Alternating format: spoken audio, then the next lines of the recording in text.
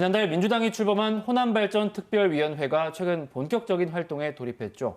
호남에 대한 특별한 보상을 강조한 민주당의 약속이 이번에는 지켜질지 지역민들의 관심이 큰데요. 오늘 정치맥에서는 특위 수석부위원장 맡고 있는 이병훈 전 의원 모시고 관련 이야기 나눠보겠습니다. 의원님 어서 오십시오. 네, 안녕하십니까. 네. 최근 전주에서 첫 회의를 했고 광주에서도 특위 첫 지역 회의를 여셨어요. 특위가 가장 중점적으로 보고 있는 사안이 어떤 걸까요?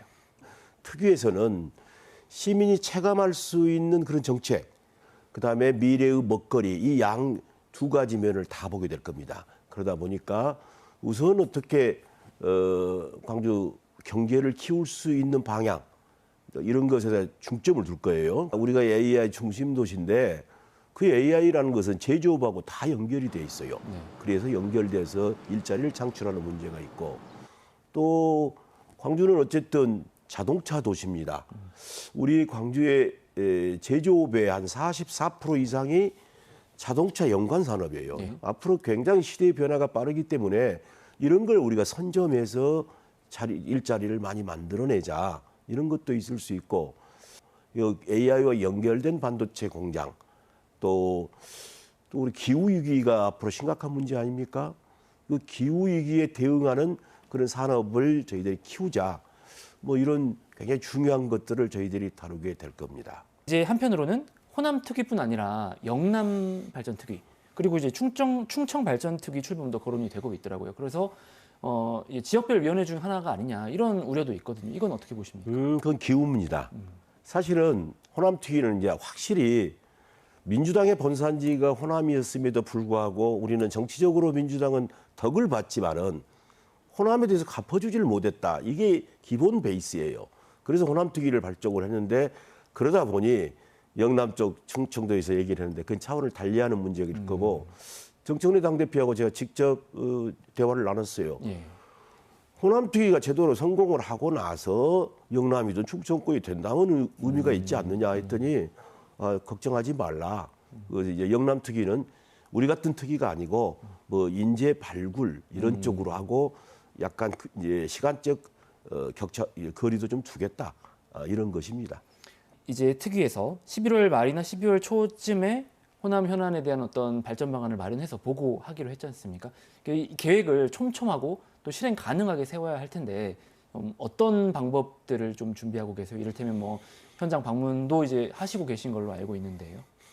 지금 절차는 특위위원들이 치열하게 고민하고 전문가들 의견을 이렇게 듣는 것도 중요하고, 두 번째 현장이 더 중요합니다. 현장을 돌아다니면서 현장의 목소리도 듣고, 그다음에 또 중요한 게 광주 시민들.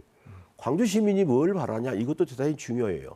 그다음에 시민사회 단체. 그래서 이런 각 시민사회 단체하고도 간 다음에 광주 시민들하고도 간 다음에 이런 절차를 다 밟을 겁니다.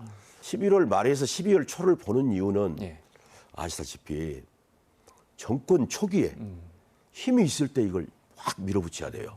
그래서 그 안을 11월 말에서 12월 초에 내놓고, 그 다음은 계속 저희들이 체크하고 점검하고 다시 추가 요구하고 그런 절차를 밟아갈 겁니다. 말씀 나누다 보니까 이제 부위원장님께서 호남 특위를 맡게 된 그 과정도 궁금한데, 지난 당대표 선거 때 이제 정청래 대표와 이제 긴밀하게 좀 소통도 하시는 모습이 눈에 띄었어요. 이런 좀 인연들이 있었을까요? 원래 제가 국회의원을 할 때 정청래 그 당시 의원하고 사이가 좋았어요. 그래서 그 당시에 그 이재명 당대표도 아니 두 분이 왜 이렇게 가깝냐 할 정도로 어쨌든 그 굉장히 가까워서, 그래서 제가 떨어지더라도 정치적 의리를 지키겠다 해서 저는 처음부터 정청래 대표를 도왔는데 그게 잘 됐죠. 되다 보니까 이제 더 가까워졌어요. 그런 것이 호남 특위에도 큰 영향을 줄 수가 있다, 이렇게 봅니다.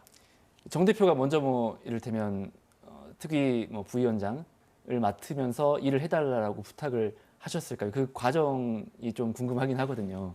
본인이 호남 발전 특위를 구상을 하면서 저보고 맡아달라고 전화가 왔어요.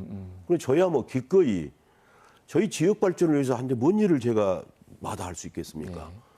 그래서 제가 맡겠다, 이렇게 했었던 것이죠. 지역 정치권에선 아무래도 이제 내년 지방선거가 화두일 수밖에 없는데 최근 여론조사에서 이제 광주시장 후보로도 거론이 되고 계십니다. 출마 계획을 좀 세우고 계십니까? 제가 작년에 좀 놀면서 제가 마지막으로 정치 역정에서 광주를 위해서 일할 수 있는 일을 뭔가를 찾아보다가 제가 그 뜻을 굳혔습니다. 그래서 마침 또 호남특위를 하니까 제가 하고자 하는 일과 이렇게 일치가 되고 해서 더 열심히 하고자 합니다. 그러면 출마 의사를 굳혔다 이렇게 봐도 되는 거겠네요. 그렇죠. 네. 그러면 특위 활동을 마무리하고 그다음에 이제 선거 준비를 하시는 그런 상황이 될 것 같은데 그럴까요? 특위 활동은 특위 활동대로 할 겁니다. 이것은 특위는 당대표 임기하고 같이 하기 때문에 정청래 당대표가 당대표를 하는 한 호남발전 특별위원회는 계속 존속을 하죠. 네. 덧붙여 이 언론에 호남특위 수석 부위원장으로 직함을 표기해서 여론조사를 해달라 이런 요청도 최근에 하셨어요. 이 어떤 이유가 있었을까요? 여론조사하면요, 광주 시민 140만 중에서 유권자 120만으로 보면요, 예. 언론사 여론조사하면 표본이 800명 아니면 1000명입니다. 네. 그러면 광주 시민 중에서 유권자 중에서 1,500명 중에 한 명이 받든지 1,200명 중에 한 분이 받아요. 그 프로테이지가 나오면은 밴드 웨곤이라고 그러죠. 예. 시민들이 따라가요. 아, 저렇게 되는 모양이다. 그런데 그 여론조사의 가장 맹점이 뭐냐? 직함을 어떻게 쓰냐가 또 굉장히 영향을 줍니다. 직함은 공정하게 써야 되는데 제일 좋은 것은 당사자한테 물어보는 게 최고입니다. 네. 현 국회의원, 전 국회의원 누가 전 국회의원을 알아주겠습니까?